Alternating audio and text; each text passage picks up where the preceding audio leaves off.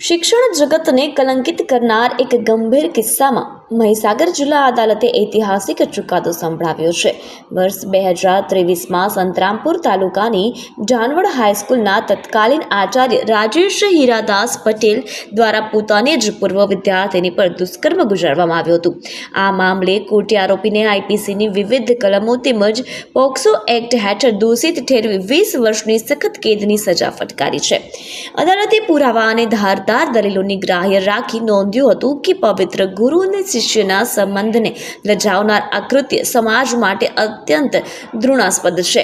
દુષ્કર્મ ઉપરાંત પીડિતાને ધાક ધમકી આપવા અને પુરાવાનો નાશ કરવા બદલ પણ આરોપીને સજા ફટકારી જેલના સળિયા પાછળ ધકેલી દેવામાં આવ્યો છે। આ ચુકાદા દ્વારા કોર્ટે શૈક્ષણિક સંસ્થાઓમાં સુરક્ષા અને નૈતિકતા જળવાય તેવો કડક સંદેશ પણ પાઠવ્યો છે।